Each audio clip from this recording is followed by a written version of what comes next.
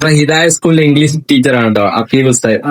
അഫീഫ് ഉസ്താദ്, പിന്നെ നിങ്ങളിപ്പോ ഇംഗ്ലീഷ് കോച്ചിങ് ടീച്ചറാണല്ലോ, കുട്ടികൾക്കൊക്കെ ഇംഗ്ലീഷ് ഒക്കെ പഠിപ്പിച്ചു കൊടുക്കുന്നുണ്ടല്ലോ.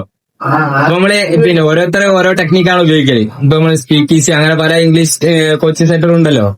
നിങ്ങള് ഇംഗ്ലീഷ് കുട്ടികൾക്ക് പഠിപ്പിച്ചു കൊടുക്കുക നിങ്ങളതായ ഒരു മെത്തേഡ് ഉണ്ടാവല്ലോ, അതെങ്ങനെയാന്ന് പറഞ്ഞുതരുമോ? അത് നമ്മൾ ഇംഗ്ലീഷ് പഠിപ്പിച്ചു കൊടുക്കുന്നത് ഓരോ സാഹചര്യം വെച്ചിട്ടാണ്. സാഹചര്യം നിങ്ങൾ ഷോപ്പ് പോയാൽ എന്ത് സംസാരിക്കണം. ഇപ്പൊ ഒരു ഉദാഹരണം പറയുകയാണെങ്കിൽ നമ്മളിവിടെ വെള്ളം കെട്ടിക്കുന്നു എങ്ങനെ ഇംഗ്ലീഷ് പറയാം? Water is pregnant.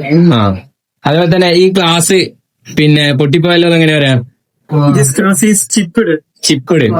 അതായത് നമുക്ക് ഇങ്ങനത്തെ ഒരു വാക്കുകളൊക്കെ കിട്ടണമെന്നുണ്ടെങ്കിൽ നമുക്കിപ്പോ ChatGPT നോക്കിയാലോ അല്ലെങ്കിൽ ട്രാൻസ്ലേറ്റ് നോക്കിയാലോ കണ്ടെത്താൻ പറ്റും. പക്ഷെ അത് ശരിയായ ഉപയോഗത്തിലുള്ള ഇംഗ്ലീഷ് ആവണമെന്നില്ല. അതെ, അതിനൊരു ടീച്ചറെ അടുക്കൽ നിന്ന് അടുത്ത് തന്നെ പഠിക്കും. അപ്പൊ നമ്മളെ ഫോളോവേഴ്സിന് വേണ്ടിയിട്ട് പിന്നെ അഫീഫ് ഉസ്താദിന് ഇങ്ങനെ ഒരു ഹെൽപ്പ് ചെയ്യുന്നതിൽ ബുദ്ധിമുട്ടുണ്ടോ? ഒരു ബുദ്ധിമുട്ടില്ല. ഇല്ല.